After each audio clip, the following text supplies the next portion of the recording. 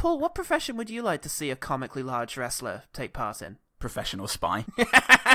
Yeah, it would have a sort of Statham effect. Remember the movies where... What was that movie? Killer Elite, where Statham has to go undercover in various contexts. I'm just a doctor. Gracias. Don't worry about me. Turn into Michael Caine. Yeah, I think maybe a spy, but in an Asian country for Hulk Hogan. That'd really put his skills to the test. Domo arigato. Brother. Yoroshiku. You know what? Randy Man Macho Savage. Yeah.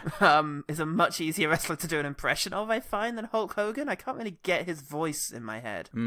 All the little hosters know. No, it's just Macho Man Randy Savage, isn't it? It really is. It is just Randy Man Macho Shades Savage. of Macho Man Randy Savage. With Hulk Hogan at one end and Macho Man Randy Savage at the other. It's not a very good scale of Macho Man Randy Savage. Machu Picchu Man Randy Savage. It's just easier. He's got more of his phrases. Need a little excitement. Yeah. Well, I mean, what does the Hulk say? Need a little excitement. Ladies and gentlemen of the audience.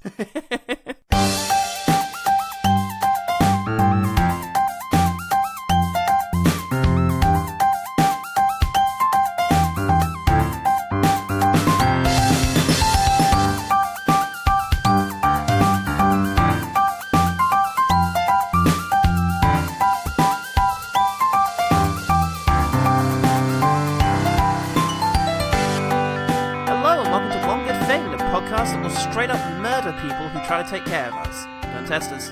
Got all sorts of wacky contraptions that'll take your face clean off. I'm Paul Contraptions. I am a wrestler. I'm gonna take down my opponent. Are you Bill Clinton? That is not for me to deny or confirm. But that bad guy's in trouble. He's gonna get a taste of canvas. I think. I'm gonna whump him into canvas. That's a wrestling thing, isn't it?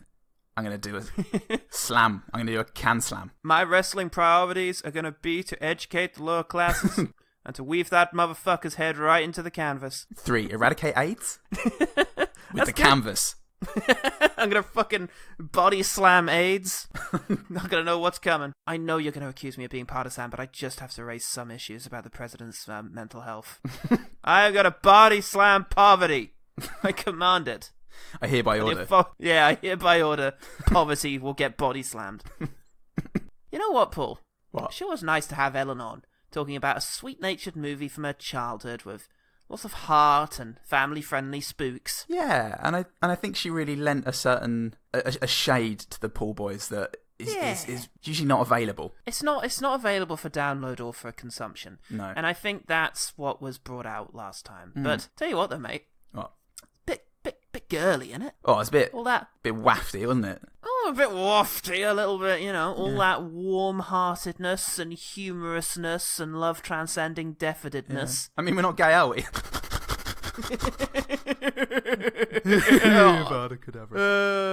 Only one of us is. I say we commit the rest of Recommendations Month to a beefy trilogy of load-bearing men slugging it out for cinematic supremacy. Oh, wait, are they oily, Paul? You better fucking believe they're oily, Paul. What's the point in having big muscles? You don't oil them up like a big fucking kebab. Fuck yeah. We're gonna settle the Cold War right here. Cold War 2, Rocky 7. And let's celebrate that by starting with Mr. Nanny. He's wrestled the biggest and the baddest. But now he's about to face... What the heck was that? The toughest fight of all. Kids. I don't want anything to happen to Sean. What could possibly happen? They would do anything to get rid of him. I've had it! And just when he thought it couldn't get any worse, real trouble showed up. Like the family I never had. And never wanted. And left. Auf Wiedersehen. With the kids. Now, he's got to bring them back. Because he's not just a babysitter. He's Mr. Nanny. Male nanny. Imagine. Come on. That's not even an option. Sir Nanny, maybe. Manny Knight. You could be a little kid squire. That's a manly thing to do. Oh, but, yeah, that's pretty good. It's pretty manly. That is pretty manly, actually. No, put hair on your balls. Tiny. You're looking after a little king. Aw. Literally like a small child king. A tiny king. Like a fully grown man, like in a his borrower. 40s, but he's the littlest king. Yeah. King of the You got to borrowers. see his Manny. I really resent this title that you have given me. I don't like that either. Mr. Nanny, directed by Michael Gottlieb, who directed Mannequin and A Kid in King Arthur's Court, that movie with Daniel Craig and Kate Winslet. What? In it, before there was a Kate Winslet, and especially before there was a Daniel Craig. Was it called A Kid in King Arthur's Court, or was he just directing A Kid in King Arthur's Court? No, the film was called A King Arthur's Court, and he was there to direct Kid. There's a lot of directors for that film. Those credit sequences are crazy. Kate Winslet insisted on her own. Each director insisted on a different credit sequence, and one of them insisted on a cold open, and he was the third director in queue, so it was very confusing. That was the director of Kate Winslet's Knee. Worst film ever. King Arthur's Court. Gottlieb also produced a lot of Mortal Kombat games, including a good one. Oh, good. Yeah, it's good to get one in there. Now, look, I have no information about the production of Mr. Nanny, except that there's a bit where Hulk Hogan is on his motorbike, and in the background you can see a guy throwing a dog in the river. That is all history chose to record about the production of Mr. Nanny. Did you notice this? No, I didn't. America. Nor did I. Let's watch the footage, shall we? You won't need to look carefully. Just don't look at Hulk Hogan. That's the mistake, and it's very hard to do. You know where we are in the movie. Yeah, I see it. I just see him throwing a dog in the ocean. Who was that man? What was his story? He must have seen the production fucking car go past. He does it every single time Hulk Hogan goes past. He'll notice me one day. I spent so much money on surplus dogs. I like to think he saw Hulk Hogan drive past and was just like, what am I wasting my time with this shit for? And just picked up the dog he was walking and threw it into the ocean. Cut from the scene is just a slew of people throwing their various living possessions into the ocean. Well, what's the fucking point? And that's Hulk Hogan. I didn't manage to be Hulk Hogan this time. Well, the critics wanted to put this movie into a wheelbarrow arm drag or something. I don't know. Yeah. Probably. Into an HMRC. That's the technical term. Oh, he's taking him right down the high street on this one, Gave.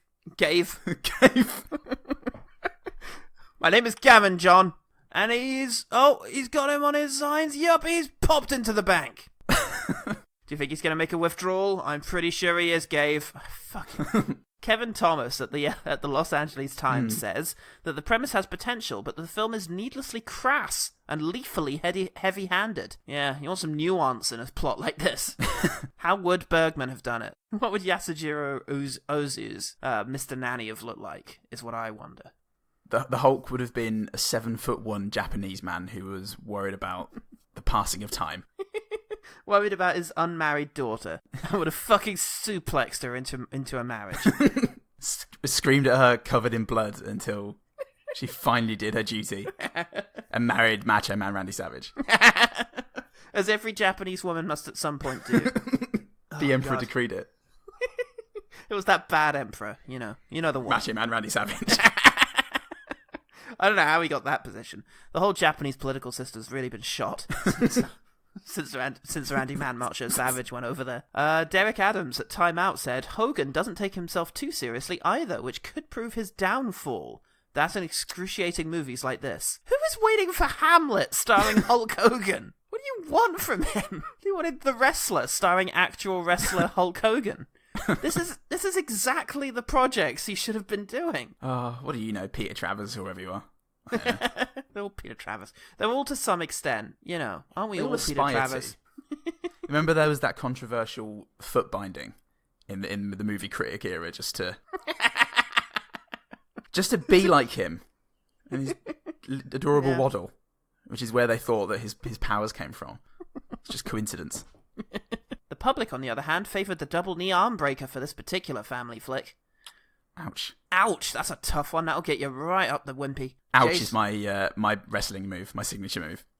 Oh, he's done an ouch. Ouch. And what you do for that one is you give him a bit of a scratch around the face. You have to do that weeks before, and they get a plaster on it. And then the ouch is you come in and you just whip that plaster off, and then hit them with a chair. Yeah, and then I take out their bank statement and go, ooh, £1,000 a month.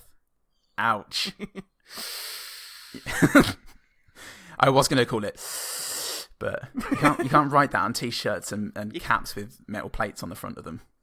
It turns out you can't market it, which is all I really go for in my burns. That's the problem is, as a wrestler, I'm too verbose. I can't, let me give you a detailed breakdown of the problems with your character. Some people like it. Some people. I don't. Jay Strong at Amazon. Jay Strong at Amazon says, very poor 90s film. Very upset to have paid money for this. Surely it should have been free. I mean, that's not how any of this works, mate.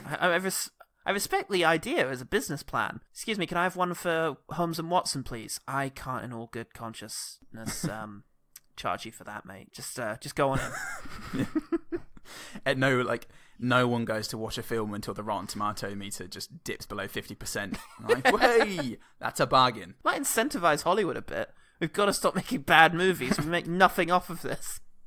I mean, that feels like capitalism, right? Yeah. What if instead of paying for the ticket on your way in, you paid on your way out, and you paid what you felt it should be worth, Coldplay style? Oh, then you'd have to trust humans, and that's never going to work. No, that's just not going to fucking work, is it? What are you going to pay for Tenet, Mr. Salt? I didn't think it was a masterpiece, actually. Are you twitching? Yes. No, I think with Tenet it will just be a case of, what did you think? It was alright. You're lying. Yeah, I know. Sorry. Actually, I think it was pretty brilliant. Oh, who am I kidding? It's never not going to be, is it? I'll pay for everyone. Everyone paid for everyone. He made all the money. Meanwhile, Michael Bay's on the streets begging. It's a nice fantasy, that, Paul. It is, isn't it? Can we stay here for a bit? Even in the fantastical framework of that new economic system, Michael Bay still wouldn't go begging. No, he wouldn't. You just know that's not how it's going to work. That was hilarious. Oh my god. I will pay for that. MB. Would you like Tears or Come this time? Do you know what? Never mind. I hate being the collector for the Michael Bay box office returns. Sarah, on Amazon, says, live this film. Wish they made another. I'm sure she meant love this film, but I like to think that Sarah is just living this film. And that could be good or bad. Yeah, I was a California-based wrestler who had to go into babysitting a couple of kids because there was some sort of weird mafia member after them. Yeah, this really captured the experience of that. And the kids turned out to be little shits who tried to kill me. And it's just, living my truth. Survived improbably. I did die at one point, but then I was resurrected improbably as well. By Thanatos, actually. By mighty Thanatos. Long live Thanatos. 4 out of 10. Thanks for writing in, Sarah. The film has 3.7 on IMDb and 7% on Rotten Tomatoes. It didn't make money. Oh. No. Did it pay the actors? Did it pay the hard-working set builders and screenwriters of America? They got it worst of all. They got nothing. They had to pay themselves for the honour of building a set around Hulk Hogan. Had to help themselves to the tears and cum trough that Michael Bay had been pooling. Look, Hulk Hogan is so massive he cannot actually move. We're going to need you to build the set around him each day, and we'll assemble it. We'll assemble it like stop motion. If you can just be behind, just you hold that tree, and just when I say go, you need to run in the other direction. Now, let me make this clear. You need to run. Because if you don't go quick enough, you got Randy Man Macho Savage back there, and he is going to eat you. Hulk will get you. And marry you. He won't move for us, but he will move for you. Hulkamania is going to get you, and in this very specific way. So Paul, you real American. What's one thing about Mr. Nanny that made you want to defy me and then mop my hair? Do you know what? The opening of this film sure feels a lot like The Wrestler starring Hulk Hogan. It begins with a haunting opening of him sort of getting pummeled in a wrestling ring. By some, actual wrestlers. Yeah, it's nightmarish. It goes in, moves in slow motion, and just every impact freezes just as it, impacts. And I imagine they did that so that they could remove some of the violence and keep it at a good sort of kid-friendly level. But actually, it feels like, just actually watching something by Aronofsky. Of someone trapped in their own fever dream. Yeah, that's what's happening is the titles are going to come up over very occasionally awkwardly frozen frames, like the actual title Mr. Nanny comes up when he's just kind of not center of screen, just about in it, I would say. It captures this film, I think, Paul. It really does. It captures everything about the energy of this movie. So he's gone fishing and having a flashback. Yeah. He catches a fish, but hey, lets it go because he's a nice guy. He's Hulk Hogan. He's not going to eat a fish raw right in front of you. Or a wuss, says Lethal Weapon, who shows up. sure put up a big fight for such a little guy. Hey, don't give me that sad look.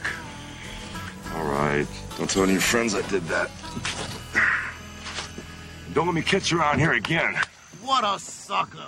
I see you still got that killer instinct. How did you find me, he says. How did he find him, Paul? Do you know what? I don't even fucking remember. I just did. You're Hulk Hogan. I looked up. And, the odds were you were going to be in my line of sight. I can see the sun coming off you. Lethal Weapon says, I took a bullet for you. How? Was the bad guy aiming at his shin? You managed to dive in front. We actually find out how it happened later on. And yes, it did involve Hulk Hogan squat on the floor at the time in order for the magic bullet trajectory of this to actually work out. The angle that he had to fall across him to take it in an artery. Oh man. I reckon you did this on purpose, Lethal Weapon. Well, hey, I'm a bubbly character who's fucking all over the place, so what do you think to that? I got all kinds of weird energy for you. So, Hogan gets onto a very large bike that's still slightly too small for him, and rides past a man They had to make that. Slaves died building that, and he sat on it and went, yeah, it's all right. And the bike maker who was promised by Gottlieb that he'd get his daughter back if it was right for the Hulk went, is it better than all right? No, it's all right. Shit. Okay. Oh, it's fine. Better start working on another one. For me to escape. He rides his tiny bike. I meant daughter. Shit. I'll make one out of bikes. Bike daughter. Can you pass the salad? I don't know what bike that means. Daughter. He rides his large bike past a man throwing his dog into an ocean for some reason. He gets into a fucking fight with all the security at the... Well, Lethal Weapon has sent him on a job. He's got a bodyguard job for him. So he's got to go be a bodyguard. So he shows up at the guy whose body he's to be guarding. Shows up at his office and gets into a tuffle with all the fucking security guards. And our guy looks out the window and it's like, oh, this guy's obviously a pro. Yeah, look how little attention he's drawing to himself. Just like a bodyguard. It's just, hey, stop right there, buddy. You what? You stop right there, buddy. Yo, you fucking... He starts pummeling him to death. It did escalate quickly. Yes, it did. So he attends the interview, and the you know what? The sidekick, the sort of what's his name? The guy from all of the Adam Sandler movies, the John Lovitz type. He's not too happy about this bodyguard protecting his boss, his Dadley Moore boss. So yeah, he tries to object, but Dadley Moore's like, nope, I'm gonna have him. He's gonna be my bodyguard. Only it won't be my body he's protecting. So I'm supposed to guard the chip? Not exactly. You're supposed to guard my kids. Oh, are you out of your mind? I hate kids. Listen, the children have a nanny. All you have to do is protect them. As long as they got a nanny. Womp womp wah. Got two kids. Got two shit kids. I've got two really fucking bad kids with blackened souls. I got some bad kids, man. I hate kids, says Hulk Hogan, and the dad goes, just you wait. Damien. Are you endearing? He goes to the house, and he meets the kids, who are awful. And, and they are endearing, aren't they, Paul? Oh, aren't they? Holy shit, they're cute. God almighty. What happened to Miss Parker? Miss Kaposky! Miss Parker was last week. Remember? Oh, right, the broken leg. Legs. Oh, this is very bad. Now the agency won't send us any more nannies. Say what? That's why he brought home Frankenstein. Dares me right the fuck up. Hulk Hogan is insulted by just about everyone, including the cook. I'm Sean Armstrong, bodyguard for the kids. Ha! Mr. Nanny! Hey, why not? I've been here 4 years, seen dozens of them come and go. But none big as you. Smarter, maybe. Better looking for sure. But none as big. Here, make yourself useful. Top shelf, lurch. The sassy black lady who shows up and demonstrates an elaborate visual gag she's had there for about a week. Just waiting for that moment. Fuck me, just waiting for somebody to last longer than 3 seconds so they can come in and see the paper thing. Yeah, and the Hulk goes, oh, yeah, no, I can't quit this. I'm not a quitter. No, sorry, I'm never going to find me quitting. And I've got everything to lose here, so, yeah, he just fucking sticks with it and takes a lot of punishment from these He really Damians. does. It starts with him, he's in his bedroom, the kids call him for dinner, and he says, "I'll be right there," which they, of course, know means we've got about an hour to set up an elaborate stairway prank after having called him. Well, because the director and the set designers have got to pick up the house and move it behind Hulk Hogan to show that he's transitioning from room to room. Also, the director and editor were not on speaking terms, so Fuck. it just kind of happened like this. That explains something later where he gets the gun out of a gangster's hand. It's the Hulk, and then it goes to the gangster, and then it goes from the Hulk to the gangster, and they're clearly about 10 meters away, and then the next shot is the Hulk just appearing in front of this gangster and grabbing the gun. Wow. Again, I have just presupposed that the editor and director weren't on talking terms, because once again, the only piece of information I have about the production of this film is that there is a man who, for some reason, is throwing his dog into the ocean. You say for some reason, Paul, like that's a weird thing to do. Dogs love the ocean. They love it. They just need encouragement to live their best lives. He was a dog life coach. He's a dog Instagram coach, and that dog only had 3 followers. Take a selfie, boy. Take a selfie. Take a selfie. Right, I'm just going to fucking lob you in the ocean then, like all the others. And it's a very full bit of ocean at this stage. There's so many dogs. Puzzled-looking dogs with phones strapped to their faces. And he looks at each one of them and he's like, "I've already thrown in the ocean, so you can stop making that face." Because he thinks any face that a dog makes means throw me in the ocean. Joke's on him, though. That bit of the ocean is now an Instagram hotspot. It's the only time he's ever managed to actually influence anything, the fucking cretin. So, yeah, the kids just try to actually murder him for a bit. Yeah. Home Alone style in that 90s improbable amount of body damage way that surely would have killed him 17 times over. Boy. Yeah. But it's okay if you do silly sound effects. We meet our villain with his Ironsidian face. With his Jermaine Clement Ironsidian visage. With his Zorg top of the head. Pre-Zorg. This is actually pre-Zorg. Oh, God, how prophetic. It is. It's pathetically prophetic. And he's got an in for Mr. Nanny and his old man sidekick because they both caused him to have an iron plate on his head because they once dropped him off a building. But also he's trying to steal the microchip, which was the MacGuffin of the 90s. Yeah. Kid's a bit of a scientist. He's got a door so soundproof that it dampens noise even whilst the door is open. That was just the Hulk standing in the crack of the door. He was blocking all the sound coming out. He takes one step to the left and you realise it's blaring. He's fabulously sound absorbent, is Hulk Hogan. He's a dense man. It turns out that the reason the kids are so insufferably awful is because they're not disciplined by their awful dad. Yeah. And they're just craving discipline. They're craving discipline, and they also need some support because you know what? One of those kids, 50% of those kids, getting bullied at school. Yeah. Hogan finds this out when he drops them off at school. Not directly outside the school, of course. That would be embarrassing. Instead, 10 feet away from the entrance to the school. They're rich. They've got a rich Dudley Moore dad who's got all his Arthur money and his the Santa Claus money. And so they have to go to a public school to build character because having an absentee father and a dead mother isn't going to do that for them. They get sent to a state school where they have to try and blend the fuck in, only they're not doing so because the kid's getting savagely beaten on a regular basis. And he's such an easy target that they're doing it within 10 feet of Hulk Hogan. He's standing right there when they do it, and you're not going to not see Hulk Hogan. And they're still, they're almost looking at him whilst they're doing it. Going, "You're right, Hulk. Yeah. Don't call me Hulk. That's different." And he wants to intervene, and the sister says, "No, don't. He has to do it himself." He's like, "Really? Yeah. I could just throw these kids into a river." Yeah, I could just throw them into a fucking river like a dirty, non-Instagramming dog. Hang on a minute. Are you? I have to go, he says. Oh, fuck me. The kids strap him to an energy bike. An energy bike. You know, exercise bikes are sometimes called energy bikes. They are in the dreams of Freddy Krueger, Paul, which this scene is from.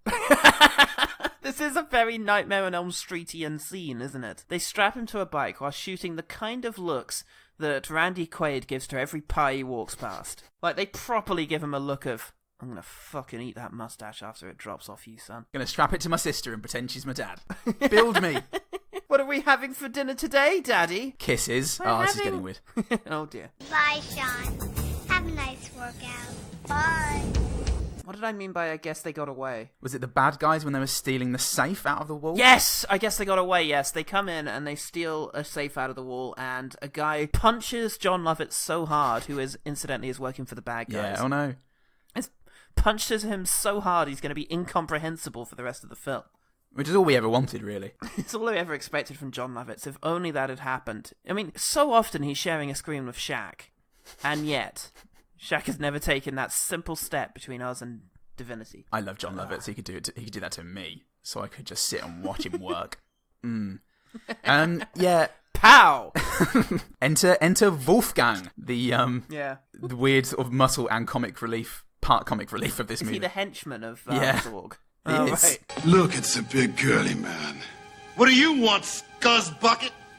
We have come to play with the children. Randy Man, Ken, what's his name? Quady Ken? Savage. Quady Savage. What's his name? Hulk Hogan. God damn it, you'd think that would be an easy name to remember. Yeah, that's why I didn't realise who you were asking me about, because I thought, well, it can't be Hulk Hogan, because that's Hulk Hogan. Because that's the most memorable name that's ever been put to fucking paper. Hulk Hogan says to the kid, look, maybe I can help you out with your bully problem. And he's like, I don't need your help, massive, incredibly competent man. You suck. Leave me alone. Yeah, and Hulk Hogan just leaves it. That's the end of that scene. And, and then the dad. I don't know anyone's names in this apart from Hulk Hogan. And that's not even his name in this film. The dad, Dadley Moore, goes to... he's got to go away on a business trip. Yes. He's got to go and do a business deal, all capitalised. And yes, he's a very busy dad. Sometimes he's too busy to act. Are you okay? What happened? I'd call that a very special kind of acting that just wormed its way right into my fucking heart, Paul. A very sleepy kind of smiley acting. And charming motherfucker. Anyway, that charming motherfucker's got to go, but he's been double-crossed by John Lovitz.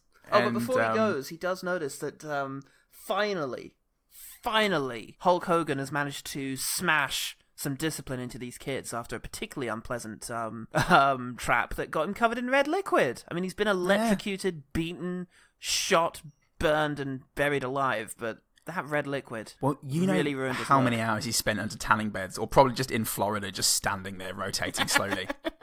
He's not going to have it ruined by a couple of punks, and so he gives him a proper good shouting at. And Dudley Moore remarks, oh wow, what did you do? I beat the shit out of them. Yeah. It seemed to work. I guess that's what they've been waiting for. Oh, well, that's wonderful. Oh, great.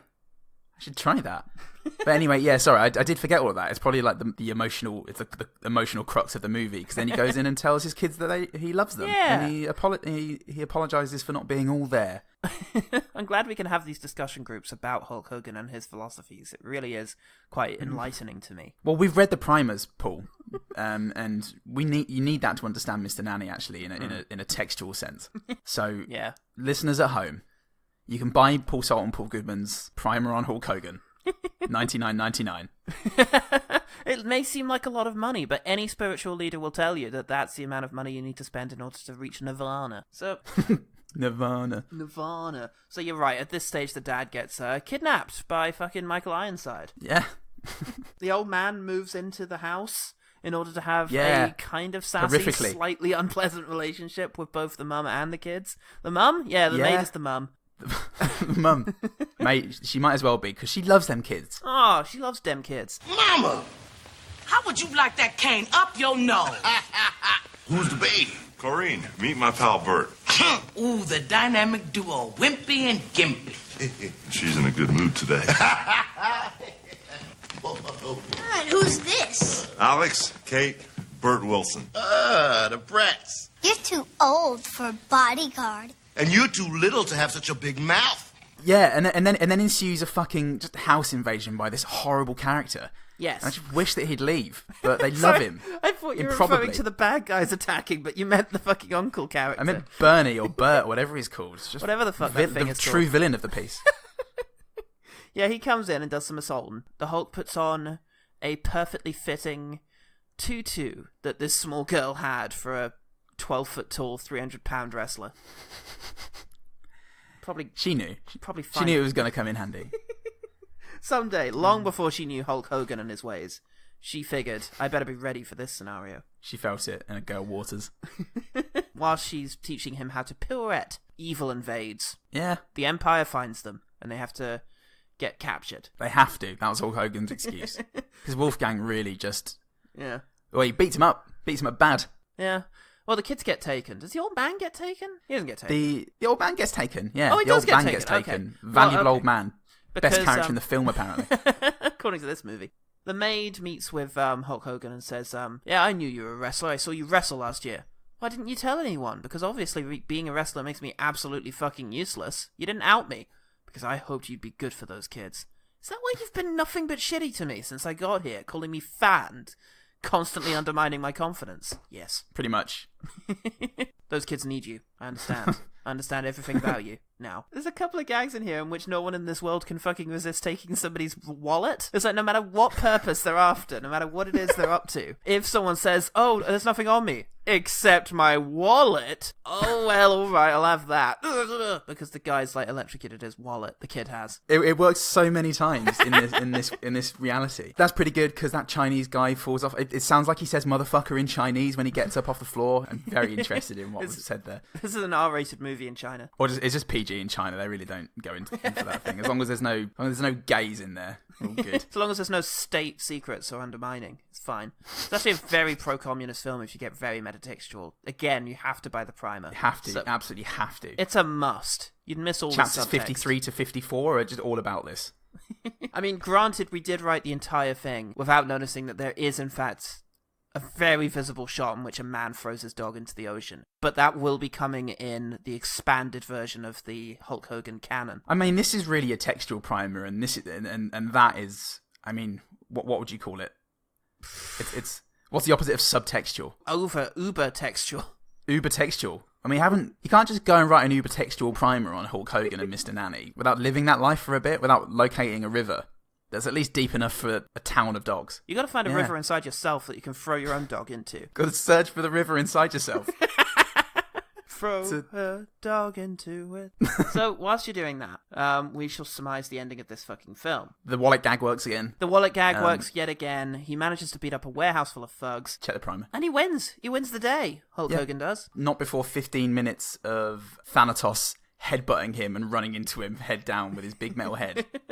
Which really works really well. It really does. You'd think that'd be some sort of weakness, really. But no, it's now his strongest bit. Seeing that it's the cause of his constant headaches and migraines. Yeah. It's also an unstoppable juggernaut-style battering ram. But he's bested, not by brawns, but brains, and also brawns.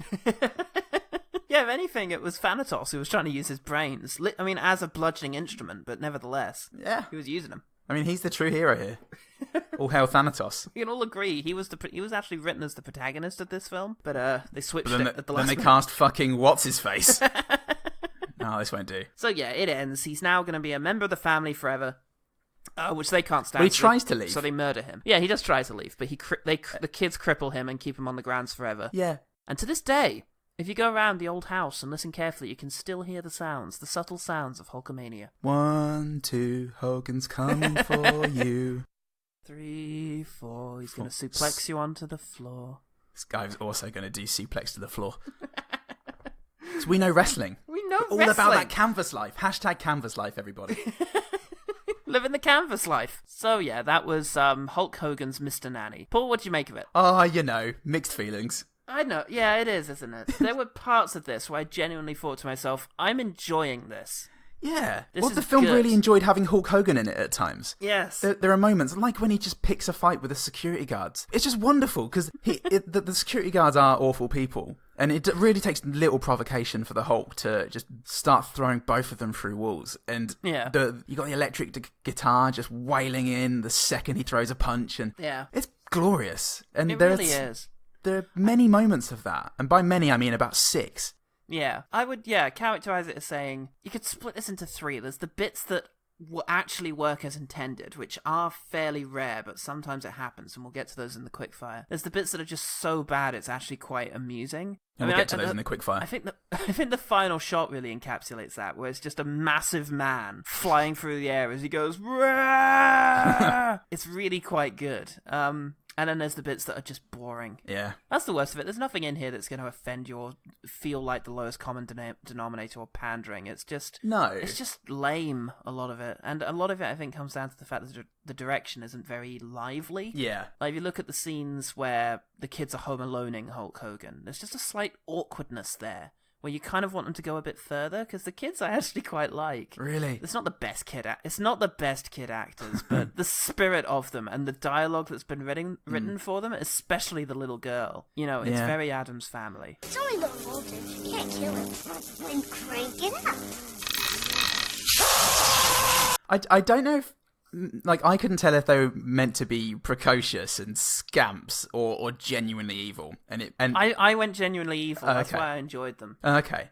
They really did darken my day, those children. And there was a lot of silliness in that film, and you know, I hoped it was going to be like that throughout. And I was felt pretty awkward when the kids were being that awful. And then the heartwarming stuff that came after was pretty cringy. And then the dynamic was just mental. It was just such a weird film because you got some whiplash going there was on. an awful lot, and not because you know, like you said, not because anything was in particularly poor taste. I don't think it was crass, like the reviewer Peter Travers definitely said earlier. Yeah, that's odd, isn't it? But you can quote him on that. Adam Sandler is crass. Somebody pouring soft ice cream into a cone and it looking like they're doing a shit. That's crass. But Hulk Hogan crass. Just being loud, is that crass? I don't think so. It kind of it reveled in it. It's putting him in a tutu crass. And it was the times when it reveled in that I really enjoyed it. Yeah. And I've really got to say, I loved Thanatos. Oh yeah, he was fantastic. Everything he was doing was just wonderful. He cost me my hair. That beautiful hair. Thick. Lustrous. Manageable hair. You are gonna die a slow and agonizing death! Yeah, it's interesting. The stuff that works, and the stuff that doesn't is funny. So yeah, I don't know. It's all. You know what? I would put this on par with Surf Ninjas. Maybe a little less, because Surf Ninjas actually had some pretty decent action in places. But interesting. It's that kind of vibe. I'd probably put this a couple of notches above Surf Ninjas. Okay. Because this annoyed me less. Yeah. Do you know what? There's no Rob Schneider. That counts for an awful lot. Yeah, that's a big thing, Paul. That's a big difference. That's a discrepancy on the old Goodwill Bill. You know how we've talked a couple of times in the last couple of months about getting that right film watching experience? Yeah. You've been watching some of these films on Saturday mornings now, and it's been a lovely treat for you. Yes. And I got home yesterday after a lovely, stressful day at work, and I thought, oh, good. I've got to watch a bad film. Yeah. It was one of those moods where anything I did just elevated stress. I'd turn around and look out the window and go, oh, it's sunny out there. I hate this. Everything's shit. And then I put on Mr. Nanny, and I was furious at this stage because I was alive and I'd had food in my belly. I was just livid. Yeah. And within minutes, I was just smiling and laughing. And this film had a transformative power there. I had a similar experience where I had one of those days where just everything was taking longer than you thought it was going to. Yeah. You know, every little task, every just little thing, it was like, oh, it can't be that time, can it? And every time you take a little divulgence in order to try and do something for yourself, the time just slips away. And I got to the point where I thought I would be starting Mr. Nanny at about 5 o'clock. In fact, I started closer to 7 and just thought, oh, fuck me, this is my whole evening now. But yeah, after the fishing scene opening and a few other moments, I was fairly happy to be sat there watching Mr. Nanny. It's a rare bad film that makes you actually glad you're watching it. So I'm thankful for Mr. Nanny. Thanks, Mr. Nanny. Let's quickfire some of your best bits. Quickfire. So yeah, like we say, I really like the peaceful fishing opening. Yeah. It's a nice vibe. And a horrible man turns up and reminds him that he owes him his life, so he should do this nanny job. Yeah. I just love the delivery of, Okay, owe you my life. all right, fine. I guess I do. Whilst we're on good lines, I quite enjoy out of the can into the man. Out of the man into the can is a different endeavour that Hulk Hogan's got going on. It's going to be big. I'll say that for it. That's going to be his Rocky. At the end of the scene where he's feeding this poor, horrible villain, oh my god, who hasn't eaten any meat. Yeah. The scene ends. Well, you know, he's agreed to do the job, and he goes, "Oh, this is a beautiful moment. So what else he got to eat?" And Hulk Hogan just fucking smashes his dishcloth down on the table and looks at this guy. And then the scene ends, and I can only imagine that he just beat the living shit out of everyone in the town after that. Because it's pure rage. There's a limb hanging from Just the back of his bike if you look carefully. Yeah.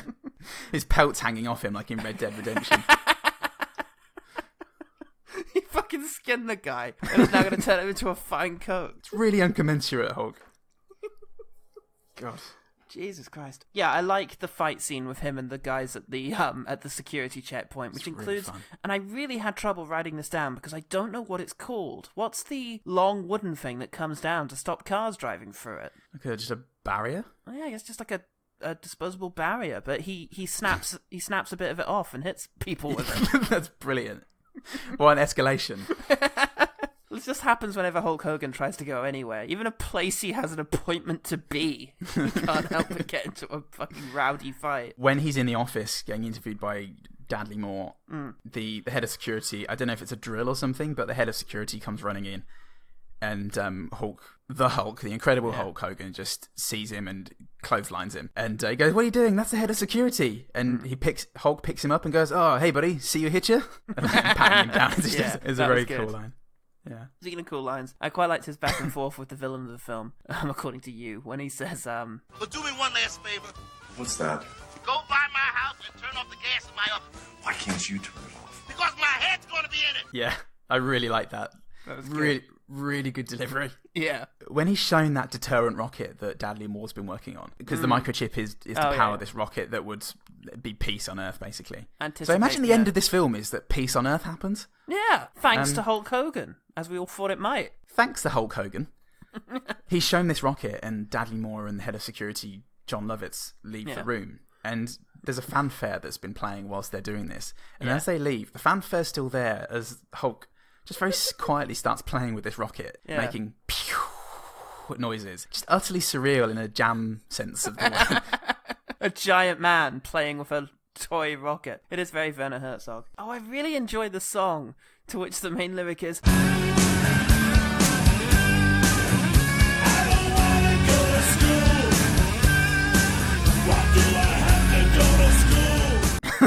It's just a lot of my favourite scenes in this movie had that song in the background, and it was just such a weird mix of sort of hard rock and that sentiment that it just it regularly made me laugh, and it really complimented having this massive man just hanging around in school. Oh no, I got detention again.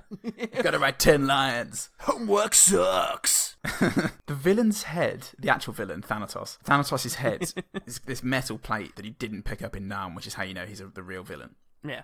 When he gets angry and he starts shouting, it starts to like resonate and give off a sound like a fucking meditation bowl.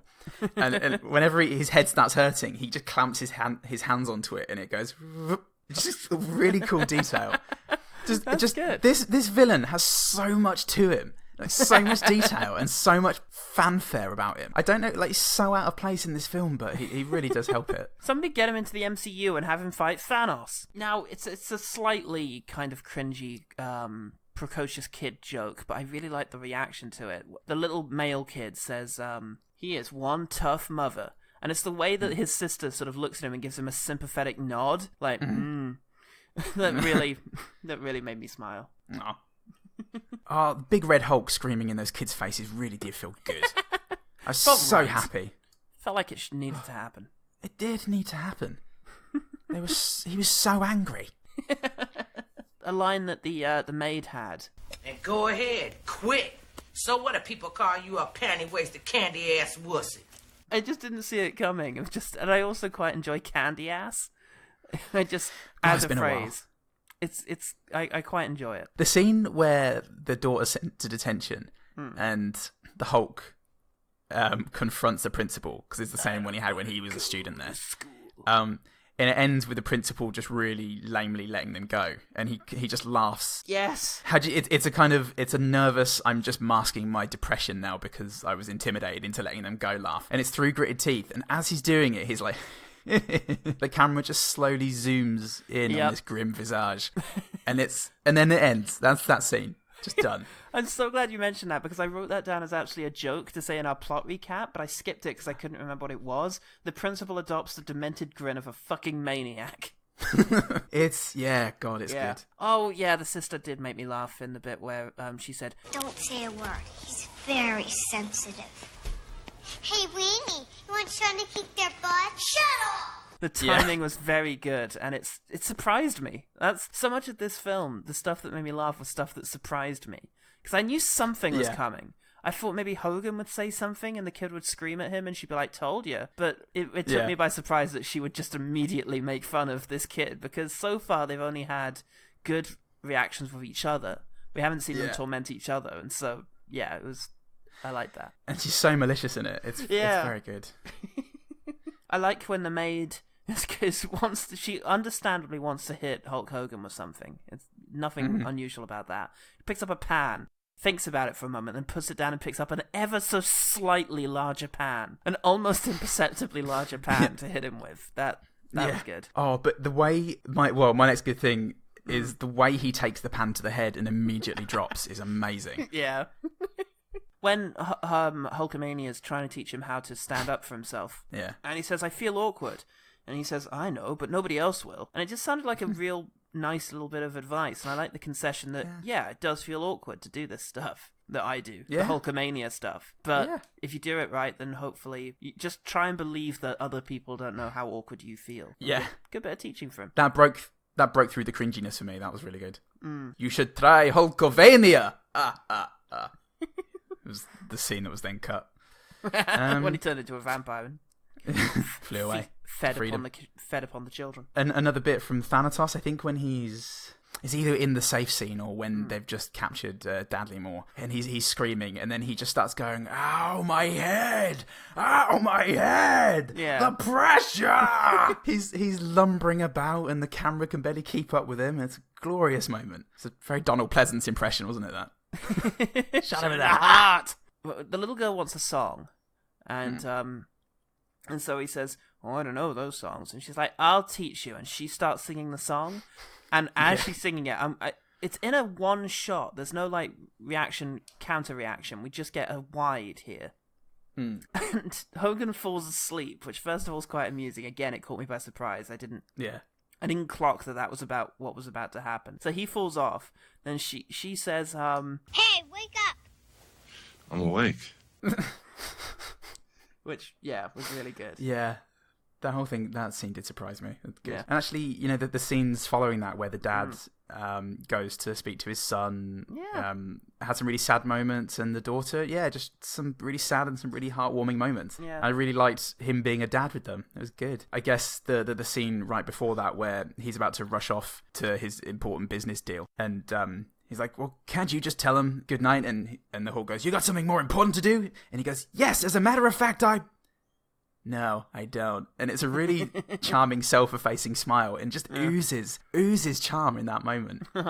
He's a beautiful man, that man. I wish he had more of a chance to do that. He was actually really good. My next thing pertains to him, and is the biggest laugh I had in the film. Oh, cool. So because John Lovitz can't speak, he's now passing notes to the dad with the stuff on it, and it's funny, first of all, when he's asking a series of questions, and on the third one he says, "Oh, your anticipation is impressive." Yeah. Which is really good. But then later on, when he's in the car and he's properly losing his shit and yelling at the guy, and unfortunately this does go on for one joke too long, because I actually had to cut off my big uproarious laugh in order to hear what the last one was, and it wasn't worth doing it. I work for Mr. Thanatos. How could you do that? What? Money, you fool! Yeah.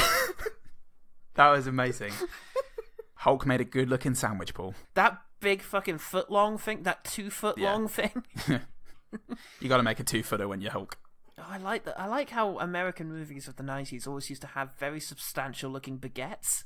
Yeah. Like, something about them. Maybe that's something I'll only discover when I get out there. Hey, Paul and listeners at home, let's go eat a big American baguette. I think I might do today, actually. Yeah, do it. Oh, yeah, when the dad actually goes to have his nice moment with his son, the book the son is reading is Unusual Weapons of the Inquisition. Yeah. That made me smile. Good detail. The flashback to young Hulk and young Thanatos, just both amazing. Young Hulk's got a mullet sort of thing, and it makes him look more youthful, which is very good. And Thanatos just comes in with an afro, and is dressed up like the 70s, and it's just a really fun bit. And the sort of ensuing chase scene that's playing to like funk, like Miami, sort of not Miami Vice, but Starsky and Hutch style funk is really good as well. Yeah, just everything about Thanatos' appearance in that flashback was amazing. I really loved it. The massive hair. It really helped with his great face work. And I like the segue into that flashback of... Anyway, a long time ago, this creep named Tommy Thanatos, he tried to get me and Bert to rig a prestigious sporting event. The World Series? Close. Anyway, me and Bert refused. Just the timing on close. And then just moving off of there was really funny. Thanatos is interrogating the family, and he has this line, "You're gonna die a slow and agonizing death." And the shot of that, it cuts to it with him entering screen bottom right up into the face of Dadley Moore. And it's just wow. What even is that? What a combination of things. I've got a couple of things involving the real villain of the film, the uncle who shows up. Yeah. But the scene where he goes to the school with the kid and tries to give him various weapons. Thanks, but I'm fine. I know. Too bloody. You want something more subtle. Blackjack.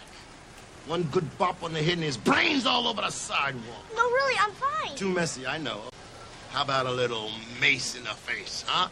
They'll be puking like a bunch of dogs. It's really funny just because of his delivery on certain things, where it's just like, no, I don't want to take that. All right, I hear you. How about this? And then just pings out another improbable weapon, culminating in a long lead pipe that he's managed to slide down his trouser leg. And he very aggressively sells every single one of them. Yeah, and one of which he does by saying that this is mace. If you spray this, they'll be puking like a pack of dogs.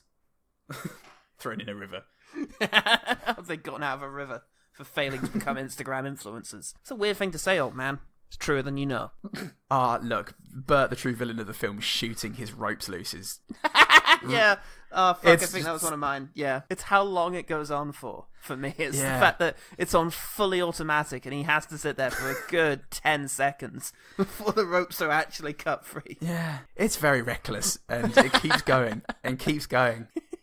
Oh, fuck, I'm down to one, and that's just the West Memphis Pork Pavilion, which I think is said by Thanatos in relation to his previous illustrious wrestling career. Oh, it's pretty good. The Hulk, he's climbing to his feet and trying to gather his wits, and again, Thanatos just enters from screen bottom to headbutt Hulk in the chin. And he comes right up from the bottom of the screen, smashes him in the chin, and Hulk has a quick, oh, fuck, as he recoils. And it's just masterful. What is that? That's not how you do a scene, and it's so much better for it. Thanatos is wonderful, but... You know, the Hulk, he's drowning, he's being drowned by Wolfgang in the barrel, and all the family are trying to get on him and get him off, and Wolfgang hits the kid and kicks him, and he slides across the room, and the Hulk, from under the barrel, goes, oh, I'm not having that, and he uses all of his hidden strength to overpower Wolfgang. Yeah. And he goes, you shouldn't have done that. Why not? Because you shouldn't hit a kid! And what is that? What line? What is that even as a punchline? That's that Thanatos snap. In that case, I think we're going to end by saying that in spite of the fact that he has now become a bit of a problematic figure, Hulk Hogan, is pretty goddamn charming in this. And it's not hard to see why he was such a popular personality in the WWE/F. Yeah. Formerly F. He's got a great face. He's got a big old chin. He's got a very expressive mouth. That ridiculous mustache. A heavy brow, which is lovely, complemented by thick black eyelids that give him a sort of Sean Connery look. Granite-style head. He looks like Stan Smith sometimes.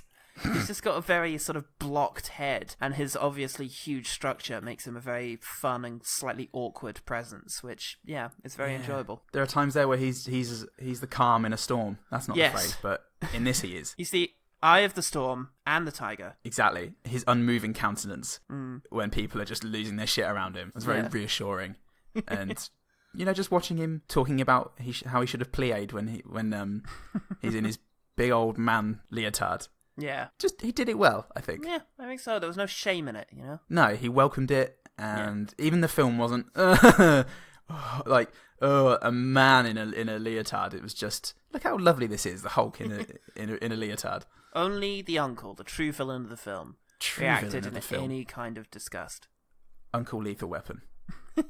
Uncle Lethal Weapon, the villain. Yeah, so I think your experience of watching Mr. Nanny nowadays, if you can put out of your mind the various real-life Hulk Hogan stuff, is one of just simple enjoyment. It's quite a fun kids movie. Yeah. And sometimes it's fun for how bad it is. Yeah. And other times it's just bad for how bad it is. But hey, nothing's perfect. I think we can all agree. We can all agree it's better than Casper. So, Paul, what... did we hear anything from the OGT? No. Okay. Nice one. Thanks, OGT.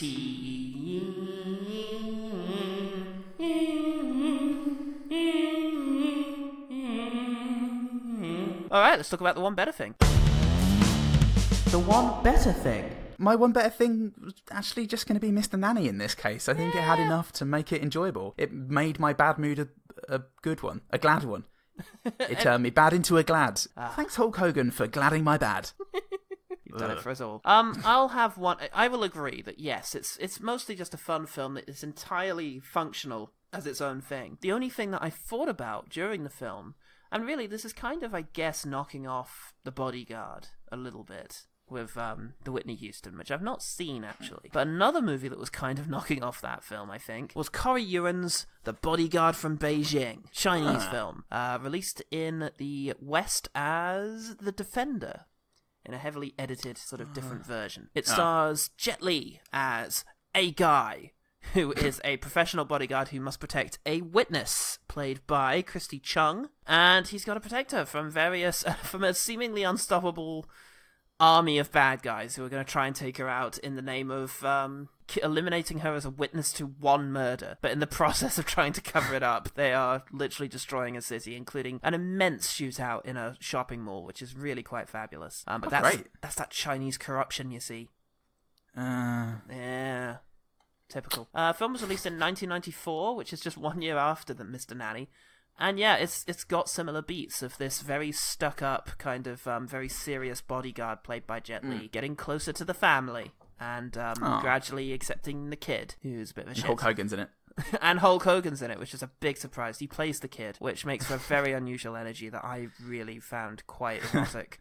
So, yeah, I'd highly recommend The Bodyguard from The Bodyguard from Beijing. Beijing, that's the one. Because it's set in Hong Kong, is why there's also a cultural clash there of, yes, in fact, that gets mentioned a few times because they're ostensibly capitalist and keep referring to things like gambling and buying stuff, and Jet Li's, this mainland China style motherfucker who's very competent. So don't worry, this Hong Kong movie was definitely made to suck up to China. But what could be more relevant than Hong Kong/Chinese tensions at a time like this?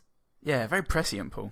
Very prescient, and perhaps, this is actually before, this is before We even gave it 1997. back. Yeah, this is before, it was still ours. Oh, I guess. All right then, I guess it is yours. Suppose. Can you just still say we're great every now and then? And keep all the pictures of the Queen everywhere? Yeah, alright. Only in newsagents. For some reason. There, mate, we've got bigger things to worry about now. Piss off, Charles. Paul, how can people find out more about our opinions on Mr. Nanny and some other films? And current democracy tensions in the East. You can do that on Twitter, Facebook, and Instagram. Heavy on the politics on Instagram. Don't be pro-democracy, though, because it's just not going to go for it. That's all on ogtpod. You can send us an email at ogtpod@gmail.com. You can find us on the A Lot of Green network, us and other good Australian podcasts, all locatable at ogtpod at alotofgreen@gmail.com/podcasts with an exclamation mark or a question mark. Whichever you prefer. How are you feeling on the day? Sometimes it's a question mark day. Yeah.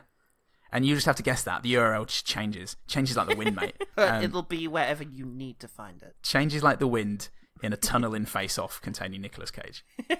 Buy our primer for the philosophies of Hulk Hogan. For a limited time only, if you buy now, you will receive a lovely bamboo cane print of Macho Man Randy Savage. Throwing us all into a river. Having fulfilled our purpose. Of the universe? Find out next week on OGT Pod. I'm Paul Dog in the River. I'm Paul in the River. And remember, the one good thing about Mr. Nanny is that sometimes getting a 300-pound man into a tutu yields unexpected results.